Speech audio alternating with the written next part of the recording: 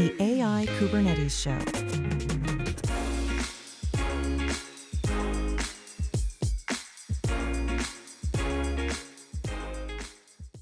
Hello, and welcome to the AI Kubernetes Show. My name is William Chia, and I'll be your host.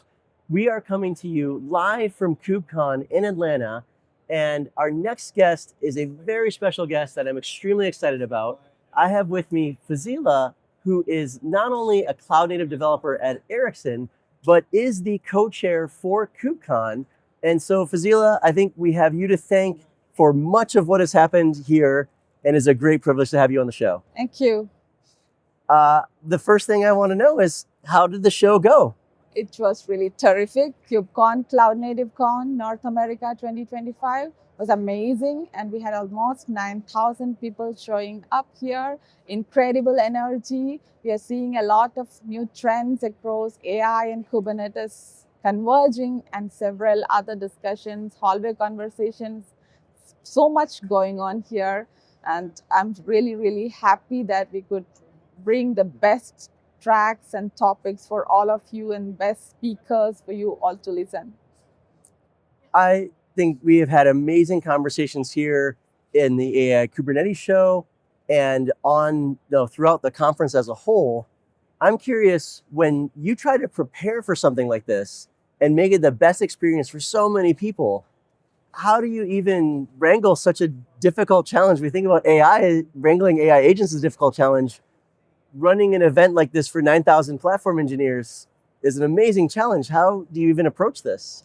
Yeah, it's not like only the co-chair's duties or responsibilities. We have a big team working behind this, especially the CNCF staff, who's doing like a tremendous job in getting the whole thing set up and coordinated for all of us. That is the first thing.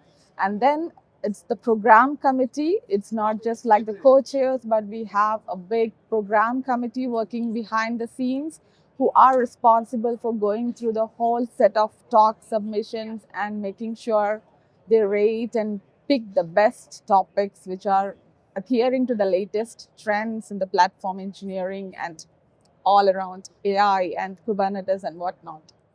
Team, I think it's the answer whenever I ask really great leaders, how did you do what you do? My team.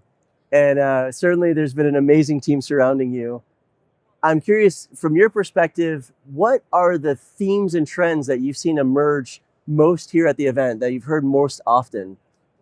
Yeah, so for this year, for Atlanta, we have seen like the most popular tracks were like platform engineering and AI.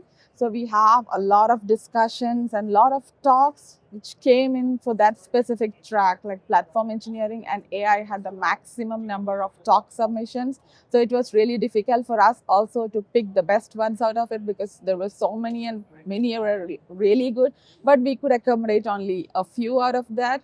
We do have a lot of them, even like we were not able to find a way to accommodate even several other talks which were really good. But yes, platform engineering and AI was like the hottest ones. And I see a lot of momentum around, all these things coming together now. And it's even more important to have responsible collaboration coming forward, right? It's like AI is everywhere now. We have all things going on around AI. So now I think the most important thing for us is how to secure this overall thing and then have responsible collaboration across the community. Absolutely. Well, I've done my own fair share of event planning and being a track chair and stage manager, and definitely picking talks out of so many amazing submissions is a very, very difficult challenge, and amazing to hear about how difficult that was for you. Even though it's a tough job, it's great to hear that we have such an amazing community willing to share their stories.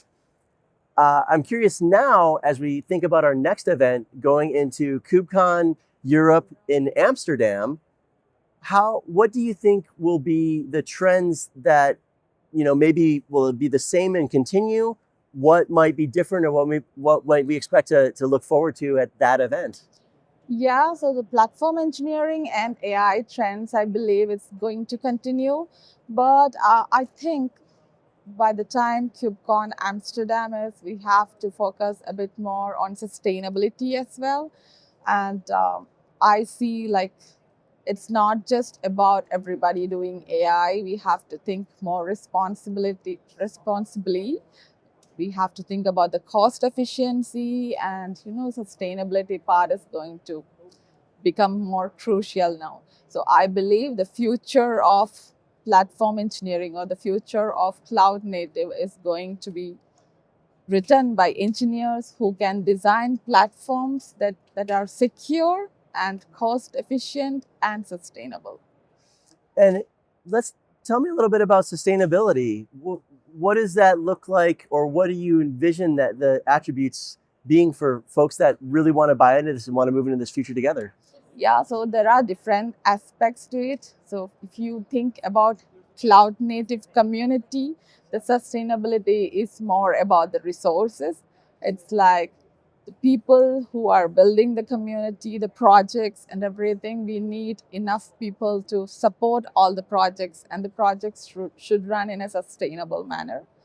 That is very important thing, because this is all open source, and we are all, sometimes we are paid for doing it, but there are several maintainers and contributors who are working on like their part-time or just out of their interest, and they are not paid for it.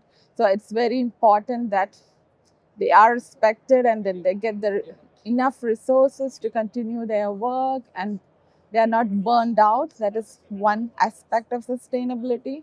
And then if you think about the environment, yeah, with AI and many other things, we have a lot of resources being utilized, which is like we have to make sure that it doesn't have a negative impact on our environment. So we have to really think about how you can design your platforms in a such a way that it is optimized and efficient. I love both elements of this in terms of human sustainability, the workload, the cost of investing in open source and all the amazing things it brings to us comes at a cost, but also as a cost to environment, cost of the things we do. If we're designing efficient systems, we're thinking about generations to come. We have heard about maintainer burnout, the difficulty of keeping open source well-fed pet, as we could think of it that way. And open source gives us so much, we want to invest back into it. I'm curious if you've chatted with folks on the show, or if you have thoughts yourself about ways that either maintainers can operate in ways that they can avoid the burnout themselves, or systems or programs that help to curb that maintainer burnout. So I'm in the technical oversight committee of the Cloud Native Computing Foundation. So one thing we always talk about is this maintainer burnout. We have to make sure the projects are running healthy. So as TOC members, we often run health checks on all the CNCF projects to make sure there are enough maintainers and the project is running smoothly. So that there are cases where, we see that maintainers are burned out, or maybe just one or two maintainers are there. And in such cases, we make sure that this is known to the wider ecosystem and see if there are other people who are interested to contribute. And in some cases, maybe there is a project which is currently run by a single company, and they do not have enough resources at a point. At that time, we make sure that other companies who are making use of that project are aware of the situation, so that they can come forward and tell, okay, we also would like to maintain this project and put resources under that project. So there are several such mechanisms already in place in the CNCF to make sure our maintainers do not burn out. But it still happens, but we are making sure it is improving day by day, and we are making sure that our eyes are reaching on all the CNCF projects, and we want to support all of them. I love this so much. The way this sounds to my ears is we've taken some platform engineers and we've put them in charge of open source projects. And so you have an observability stack to monitor these projects and do a health check on the projects themselves. Well, Fazila, it's been an absolute privilege to have you here on the show. I've really enjoyed this conversation. I have definitely appreciated all the hard work that you and all of CNCF and all of our community have put in to making this happen. Thank you so much. And for folks at home that are watching that would like to catch up with you and keep in touch with you, we'll put the links in the show notes, but where can they find you online? Yes, you can find me either on LinkedIn or the CNCF Slack by the name Faseela K. I'd be happy to help offer all the support because I also came as a newcomer to this cloud native community, and I got a lot of support and mentoring from many of the people around me. And I would like to do the same thing for any of the newcomers who are getting onboarded on Cloud Native Computing Foundation. Thank you so much for joining us on the show. Thank you.